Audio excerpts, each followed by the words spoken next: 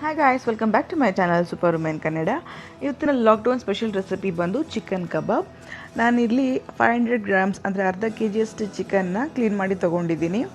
ಇಲ್ಲಿ ಕಬಾಬ್ಗೋಸ್ಕರ ನಾನು ಸ್ಕಿನ್ಲೆಸ್ ಚಿಕನ್ನ ತೊಗೋತಾ ಇದ್ದೀನಿ. ನೀವು ಕೂಡ ಕಬಾಬ್ ಮಾಡಬೇಕು ಅಂದರೆ ಸ್ಕಿನ್ಲೆಸ್ ಚಿಕನ್ನೇ ಪ್ರಿಫರ್ ಮಾಡಿ ತೊಗೊಳ್ಳಿ, ಇನ್ನೂ ಟೇಸ್ಟ್ ಜಾಸ್ತಿ ಬರುತ್ತೆ. ಸೊ ಈಗ ರೆಡಿ ಮಾಡಿರುವಂಥ ಚಿಕನ್ನ ಒಂದು ಅಗಲ ಬೌಲಿಗೆ ಹಾಕೋತೀನಿ, ಯಾಕೆ ಅಂದರೆ ಬೌಲ್ ಅಗಲ ಇದ್ದಷ್ಟು ನಿಮಗೆ ಕಲಿಸ್ಕೊಳ್ಳಿಕ್ಕೆ ಈಸಿ ಆಗುತ್ತೆ. ಇದಕ್ಕೆ ಸ್ವಲ್ಪ ಉಪ್ಪು ಹಾಕೋತೀನಿ, ರುಚಿಗೆ ಎಷ್ಟು ಬೇಕೋ ಅಷ್ಟು ಉಪ್ಪು ಹಾಕ್ಕೊಳ್ಳಿ, ಯಾಕೆಂದರೆ ನೀವು ಹಾಕೋ ಕಬಾಬ್ ಪೌಡರ್ನಲ್ಲಿ ಉಪ್ಪು ಇರೋದ್ರಿಂದ ಸ್ವಲ್ಪ ಉಪ್ಪು ಹಾಕ್ಕೋಬೇಕು. ಇದಾದ ನಂತರ 1 ಸ್ಪೂನಷ್ಟು ಶುಂಠಿ ಬೆಳ್ಳುಳ್ಳಿ ಪೇಸ್ಟ್ನ ಇದಕ್ಕೆ ಹಾಕೋತಾ ಇದ್ದೀನಿ. ಅರ್ಧ kgಗೆ ಎಷ್ಟು ಅವಶ್ಯಕತೆ ಅಷ್ಟು ಶುಂಠಿ ಬೆಳ್ಳುಳ್ಳಿ ಪೇಸ್ಟ್ ನೀವು ಇದಕ್ಕೆ ಹಾಕ್ಕೊಳ್ಳಿ. ಇದಾದಮೇಲೆ ನಾನಿಲ್ಲಿ ತೇಜು ಕಬಾಬ್ ಪೌಡರನ್ನು ಯೂಸ್ ಮಾಡ್ತಾ ಇದ್ದೀನಿ. ನೀವು ಬೇರೆ ಯಾವುದೇ ಕಬಾಬ್ ಪೌಡರ್ಗೂ ಯೂಸ್ ಮಾಡ್ಬೋದು. ಸೊ ಇವಾಗ ಇದಕ್ಕೆ ತೇಜು ಕಬಾಬ್ ಪೌಡರ್ನ ಆ್ಯಡ್ ಮಾಡ್ತೀನಿ. ಇಲ್ಲಿ ನಾನು ತೋರಿಸ್ತಾ ಇರೋದು ಕಬಾಬ್ ಪೌಡರ್ನಿಂದ ಕಬಾಬ್ ಮಾಡೋದು ಹೇಗೆ ಅಂತ. ಇನ್ ಕೇಸ್ ನಿಮಗೆ ಕಬಾಬ್ ಪೌಡರ್ ಇಲ್ಲ ಅಂದರೆ ಕೂಡ ನಿಮಗೆ ಸಿಗೋವಂಥ ಮನೆಯಲ್ಲಿ ಇರೋವಂಥ ಸಿಂಪಲ್ ಇಂಗ್ರೀಡಿಯೆಂಟ್ಸ್ಗಳನ್ನ ಮಾಡ್ಬೋದು.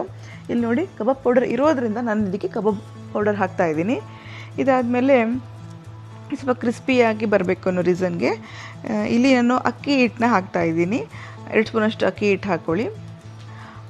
ಅಕ್ಕಿ ಹಿಟ್ಟು ಇದ್ದರೆ ನೀವು ಹಾಕೋಬೋದು, ಇಲ್ಲಾಂದರೆ ಅದು ಆಪ್ಷನಲ್, ಬಟ್ ಹಾಕಿದ್ರೆ ಇನ್ನೂ ಚೆನ್ನಾಗಿರುತ್ತೆ ಅಂತ. ಇದಾಕಿದ್ಮೇಲೆ ಕಾರ್ನ್ಫ್ಲೋರ್ ಕೂಡ ಹಾಕ್ತಾಯಿದ್ದೀನಿ. ಮನೆಯಲ್ಲಿ ಎಲ್ಲ ಐಟಮ್ ಇರೋದ್ರಿಂದ ಎಲ್ಲ ಅದನ್ನು ಹಾಕ್ತಾಯಿದ್ದೀನಿ.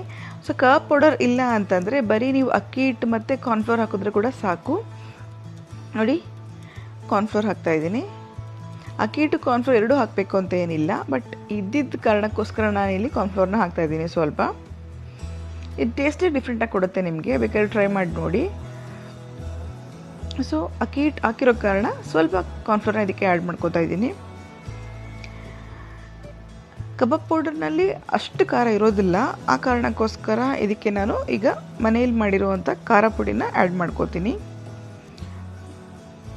ಸ್ವಲ್ಪ ಶುಂಠಿ ಬೆಳ್ಳುಳ್ಳಿ ಪೇಸ್ಟ್, ಉಪ್ಪೆಲ್ಲ ಹಿಡಿಲಿ ಸ್ವಲ್ಪ ಕಲಿಸ್ಕೊತಾ ಖಾರ ಪುಡಿ ಕೂಡ ನೀವು ನೋಡಿ ಹಾಕೋಬೇಕು. ಜಾಸ್ತಿ ಪೌಡರ್ ಹಾಕಿದ್ರೆ ತುಂಬ ಖಾರ ಆಗಿಬಿಡುತ್ತೆ.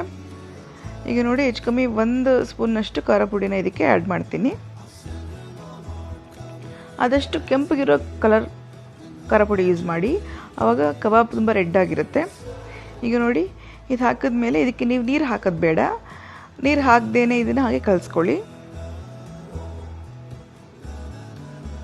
ಈ ರೀತಿ ಚೆನ್ನಾಗಿ ಕಲಿಸ್ಕೊಂಡು, ನೀರು ಹಾಕಿದ್ರೆ ಏನಾಗುತ್ತೆ, ಮತ್ತು ನೀವು ಅದನ್ನು ಸ್ವಲ್ಪ ಬಿಟ್ಟು ನೀವು ಫ್ರೈ ಮಾಡೋದ್ರಿಂದ ಇನ್ನೂ ನೀರು ಬಿಟ್ಬಿಡುತ್ತೆ. ಸೊ ನೀರು ಹಾಕ್ದೇನೆ ಹಾಗೆ ಎಲ್ಲ ಪೌಡರ್ನು ಹಾಕಿ ಕಲಿಸ್ಕೊಳ್ಳಿ. ಈ ಥರ ಚೆನ್ನಾಗಿ ಕಲಿಸ್ಬಿಟ್ಟು ಇದನ್ನು ನೀವು ರಿಫ್ರಿಜ್ ಮಾಡಬೇಕು. ರೆಫ್ರಿಜರೇಟರ್ನಲ್ಲಿ ಒಂದು ಅರ್ಧದಿಂದ 1 ಗಂಟೆಗಳ ಕಾಲ ನೀವು ಇಟ್ಟರೆ ಅದು ಚೆನ್ನಾಗಿರುತ್ತೆ. ಇಲ್ಲಾಂದರೆ ನಿಮ್ಗೆ ಯಾವಾಗ ಬೇಕಾಗುತ್ತೋ ಬೆಳಗ್ಗೆ ಕಲಸಿಟ್ಟು ಮಧ್ಯಾಹ್ನ ಕೂಡ ಫ್ರಿಡ್ಜಿಂದ ಆಚೆ ತೆಗಿಬೋದು. ಇಲ್ಲ ಕಬಾಬ್ ಮಾಡಲೇಬೇಕು ಅಂದಾಗ ನೀವು ಒಂದು ಅರ್ಧ ಗಂಟೆನಾರು ಕಲಿಸಿದ ಮೇಲೆ ರೆಫ್ರಿಜರೇಟರ್ನಲ್ಲಿ ಇಟ್ಟು ಅದಾದಮೇಲೆ ಇದನ್ನು ಆಚೆ ತೆಗೀರಿ. ಈಗ ನೋಡಿ, ನೀಟಾಗಿ ನೀರಿಲ್ದೇ ನೀಟಾಗಿ ಎಲ್ಲ ಕಡೆ ಅದು ಹತ್ಕೊಂತು. ಈಗ ಇದನ್ನು ಫ್ರಿಡ್ಜ್ನಲ್ಲಿ ಇಡ್ತೀನಿ. ಸುಮಾರು ಅರ್ಧ ಗಂಟೆ ಆದಮೇಲೆ ಇಲ್ಲ 1 ಗಂಟೆ ಆದಮೇಲೆ ಈಗ ಬಾಣಲಿನ ಎಣ್ಣೆಲಿ ಓಕೆ, ಈಗ ಎಣ್ಣೆ ಕಾದ್ಮೇಲೆ ಒಂದೊಂದೇ ಕಬಾಬ್ನ ಇದಕ್ಕೆ ಹಾಕ್ತಾ ಬನ್ನಿ. ಫ್ಲೇಮ್ ಮೀಡಿಯಮ್ ಇರಲಿ. ಈ ರೀತಿ ಒಂದೊಂದೇ ಕಬಾಬ್ನ ಹಾಕಿಬಿಟ್ಟು ಮೀಡಿಯಮ್ ಫ್ಲೇಮ್ನಲ್ಲಿ ಫ್ರೈ ಮಾಡಬೇಕು. ಫ್ಲೇಮ್ ಜಾಸ್ತಿ ಇಟ್ಟರೆ ಕಬಾಬ್ ಸೀದೋಗ್ಬಿಡುತ್ತೆ. ಸೊ ಈ ರೀತಿ ಒಂದು 5 ನಿಮಿಷಗಳ ಕಾಲ ಅದು ಮೀಡಿಯಮ್ ಫ್ಲೇಮ್ನಲ್ಲಿ ಫ್ರೈ ಆದಮೇಲೆ ನೀವು ಇದನ್ನು ತಕ್ಕೋಬೋದು. ಸ್ವಲ್ಪ ತಿರುವಾಡ್ಬಿಟ್ಟು ಹಾಗೆ ತಗೊಳ್ಳಿ.